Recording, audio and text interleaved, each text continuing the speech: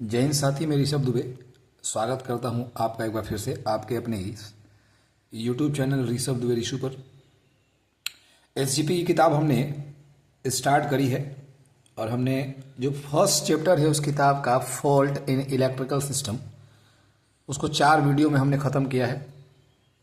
उसी किताब का अब जो सेकेंड चैप्टर हम पढ़ेंगे वो हम पढ़ेंगे फ्यूज़। तो आप चैप्टर का नाम लिखेंगे, जो चैप्टर सेकेंड है फ्यूज़।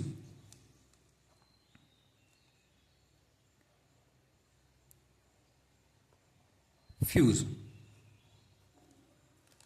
तो बात करेंगे कि फ्यूज़ क्या होता है, फ्यूज़ हम किस क्रम में जोड़ते हैं, फ्यूज किसके सिद्धांत पर कार्य करता है, तो सुनेंगे थोड़ा। फ्यूज एक शॉर्ट पीस ऑफ वायर है, एक छोटा तार का टुकड़ा है जो किसी भी इलेक्ट्रिकल डिवाइस को जलने से बचाने का काम करता है, यानी हाई करंट के विरुद्ध जलने से बचाने का काम करता है। तो हमने लिखा फ्यूज क्या है, एक शॉर्ट पीस ऑफ वायर है, एक शॉर्ट पीस ऑफ वायर है, एक छोटे तार का टुकड़ा है जो हाई करंट के विरुद्ध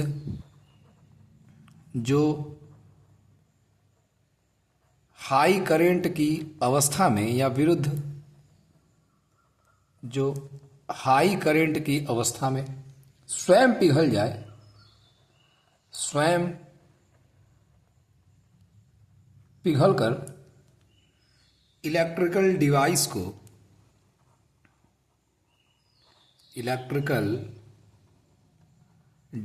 को सुरक्षा प्रदान करता हो,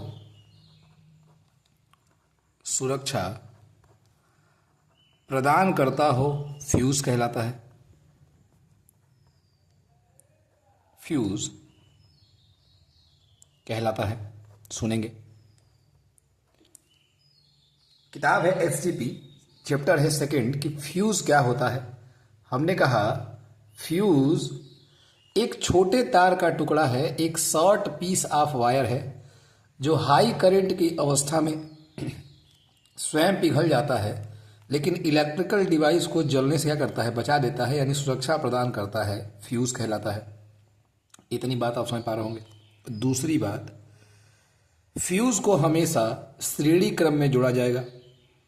फ्यूज को कभी भी सप्लाई के साथ समांतर क्रम में नहीं जोड़ेंगे, हमेशा श्रेणी क्रम में जोड़ा जाता है। तो दूसरा पॉइंट आप लिखेंगे, फ्यूज हमेशा सीरीज क्रम में, सीरीज कनेक्शन में जोड़े जाते हैं, सीरीज कनेक्शन में जोड़े जाते हैं, यानी सप्लाई के साथ हम कभी भी फ्यूज को पैरेलल नहीं जोड़ेंगे, हम इसको श्रेणी क्रम में ही जोड़ेंगे। और तीसरी बात, फ्यूज किसके सिद्धांत पर काम करता है, तो फ्यूज जूल के सिद्धांत पर काम करता है। फ्यूज जूल के नियम पर, जूल के नियम H = I² RT पर कार्य करता है, I² RT पर कार्य करता है। तो हमने कहा फ्यूज क्या है। फ्यूज एक छोटे तार का टुकड़ा है, एक शॉर्ट पीस ऑफ वायर है जो हाई करंट की अवस्था में स्वयं पिघल जाता है, लेकिन जिस डिवाइस के साथ उसको जोड़ा गया है उसको सुरक्षा प्रदान करने का करता है, कार्य करता है, फ्यूज कहलाता है। फ्यूज को हमेशा सीरीज कनेक्शन में जोड़ा जाएगा, कभी भी इसको पैरेलल में नहीं जोड़ेंगे। फ्यूज जो जूल का नियम है H = I² RT, उस हीटिंग के सिद्धांत पर ही यह कार्य करता है। और बात करें जरा, फ्यूज हमेशा फेज वायर के साथ जोड़ा जाएगा एसी के केस में।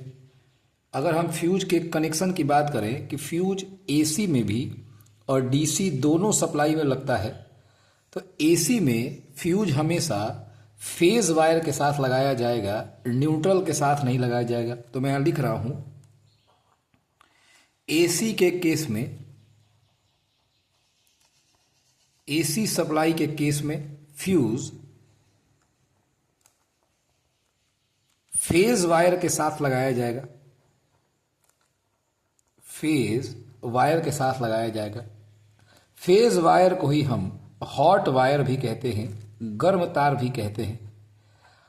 फेज वायर को ही हम लाइव वायर भी कहते हैं। तो एसी के केस में फेज जो फ्यूज है वो हमेशा फेज वायर या हॉट वायर या लाइव वायर के साथ ही लगाया जाएगा, कभी न्यूट्रल के साथ नहीं लगाया जाएगा। और अगर डीसी सप्लाई की बात करें, डीसी के केस में अगर हम डीसी सप्लाई के केस में फ्यूज की बात करें तो फ्यूज पॉजिटिव एवं जो नेगेटिव दोनों तार हैं उन दोनों में जोड़ा जाएगा। पॉजिटिव एंड निगेटिव दोनों वायर्स में फ्यूज लगाया जाएगा। तो फिर सुन लीजिए, फ्यूज हमेशा कहाँ जोड़ा जाएगा? सीरीज कनेक्शन में। फ्यूज जूल के सिद्धांत जो है या नियम जो है हीटिंग का, H = I² R/T, उसी पर कार्य करता है। एसी के केस में जो फ्यूज होता है वो हमेशा फेज वायर या हॉट वायर या लाइव वायर के साथ जोड़ा जाएगा श्रेणी में। लेकिन डीसी के केस में जो फ्यूज होता है वो पॉजिटिव एवं नेगेटिव दोनों वायर्स के साथ जुड़ा जाएगा। इतनी बात आप शायद समझ पा रहे होंगे। आगे अगर चले तो अगर बात करें कि जो फ्यूज होता है वो कौन सा कैरेक्टरिस्टिक फॉलो करता है, तो फ्यूज हमेशा इनवर्स टाइम कैरेक्टरिस्टिक फॉलो करता है। ध्यान से जरा सुनेंगे। फ्यूज हमेशा इनवर्स टाइम कैरेक्टरिस्टिक फॉलो करता है। मैं आपको समझाऊंगा अभी। इनवर्स टाइम कैरेक्टरिस्टिक्स फॉलो करता है, फॉलो करता है। इसका क्या मतलब है? इसका मतलब यह है कि फ्यूज का जो ऑपरेटिंग टाइम है, फ्यूज को ऑपरेट होने में यानी करंट जैसे ही बढ़ेगी उसका जो ऑपरेटिंग टाइम है, जो उसका ऑपरेटिंग टाइम है वो सर्किट में जो करंट बह रही है उसके समान, उसके इन्वर्सली होता है, उल्टा होता है। इसका मतलब ये है भाई, अगर करंट बहुत ज़्यादा है तो फ्यूज को बहुत जल्दी पिघल जाना चाहिए, जिससे कि वो सर्किट जो है, जो डिवाइस जोड़ी गई है साथ में, वो जलने से बच जाए। यानी जब करंट ज़्यादा होगा तो जो उसका ऑपरेटिंग टाइम होगा वो कम होना चाहिए।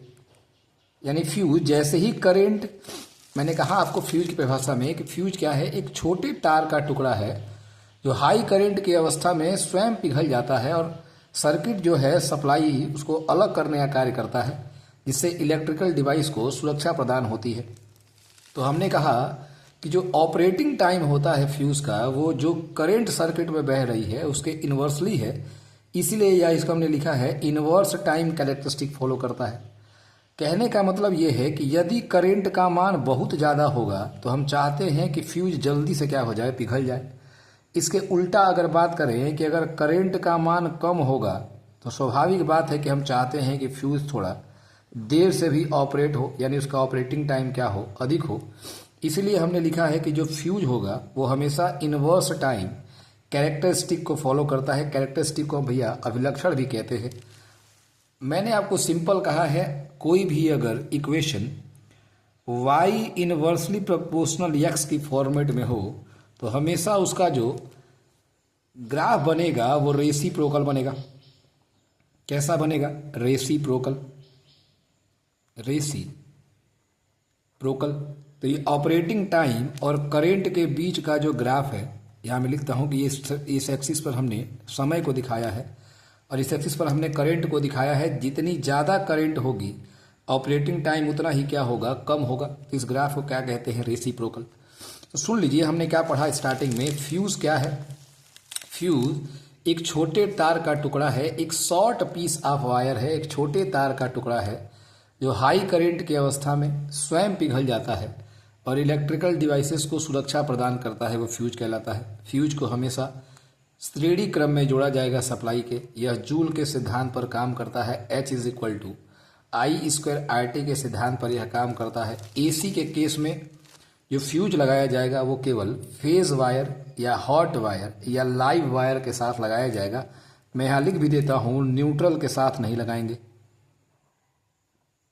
न्यूट्रल के साथ नहीं लगेगा। इतनी बात आप समझते हैं। लेकिन जो डीसी है, डीसी सप्लाई के केस में पॉजिटिव एंड नेगेटिव दोनों वायर्स में हम फ्यूज को लगाते हैं। फ्यूज जो होता है वो इन्वर्स टाइम कैरेक्टरिस्टिक को फॉलो करता है। इसका मतलब ये है जो उसका ऑपरेटिंग टाइम होना चाहिए वो ऑपरेटिंग करंट के जो इन्वर्सली होना चाहिए, व्युत्क्रमानुपाती होना चाहिए। यानी करंट अगर बहुत ज़्यादा है तो ऑपरेटिंग टाइम फ्यूज का कम होना चाहिए। ऑपरेटिंग टाइम का मतलब ये है उसको पिघलने का जो समय है। और यदि करंट कम है तो उसका ऑपरेटिंग टाइम ज़्यादा होना चाहिए।